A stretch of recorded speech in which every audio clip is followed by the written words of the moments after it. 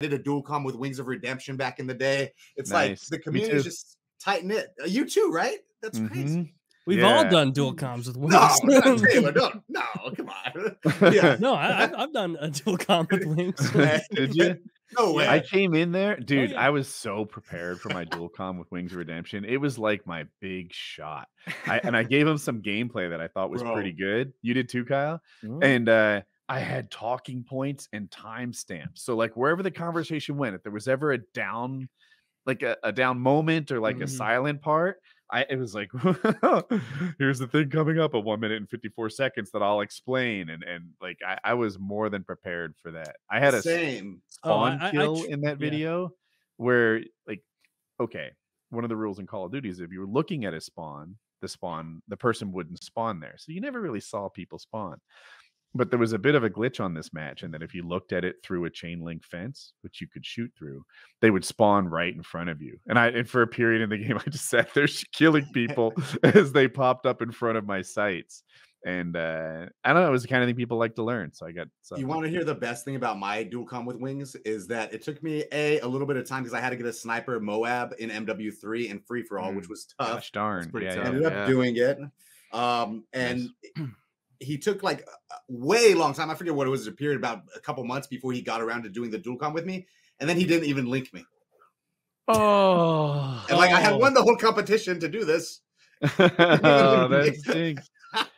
I remember I was like nervous leading up to my dual comm with Wings and my dual comm with Woody, because they were both very big guys. And I was like, this is your chance.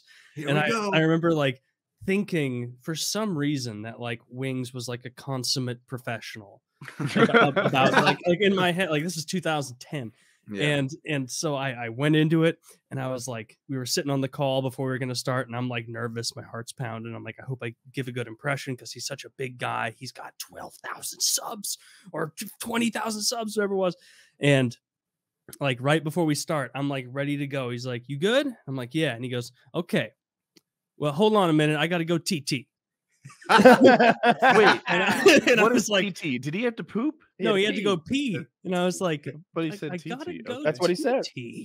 It's like okay, okay, that's all right, buddy. Can I tell you my story? Yeah. Where Do it. I'm all excited, right? And I'm doing a dual comm with Wings, like my big chance. And I'm prepared, and I've got all my ducks in a row, and I'm ready to do this dual comm. He cancels on me. We have to do another day. Okay, all right. I get this is nothing to you, but to me, this is my big moment. But fine. The next day, we're about to do our dual comm.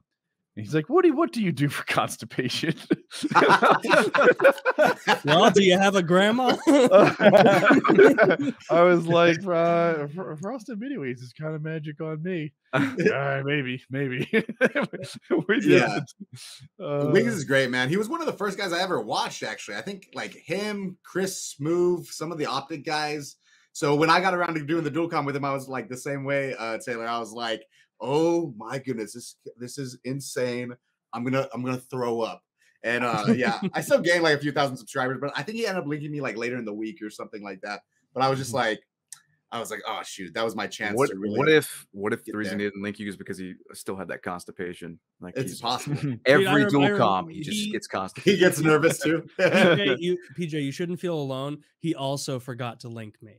Oh shoot, let's grab drinks sometime. He linked me too. Yeah, like I didn't know who he was. He had seen like, I don't know, maybe a machinima video I'd uploaded, or maybe it was something on my channel, like some Modern Warfare 2 gameplay, and asked if I wanted to do a dual comm, and I was like, well, I don't think I have any footage, any gameplay to like give you right now to do one. Do you want to wait till I get some or whatever? I can get some this weekend, I'm sure. And he's like, let's just do my video, and you just come talk with me. I was like, fine, that's perfect. That's less work for me, and I can continue to get paid for my own stuff. And like you say, that works.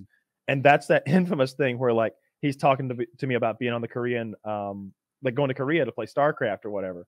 And I didn't know any better. I'm blown away. I'm like, God, this guy's like some sort of like elite global gaming athlete. Like, like I'm in rarefied like air here. Like I better be nice to this guy. Maybe he can show me the ropes on the global scene. I believed it all. I thought that this guy was so cool. Terrific. He seemed so confident. His gameplay was so good. And apparently he'd like traveled the world, like plying his trade. I was impressed.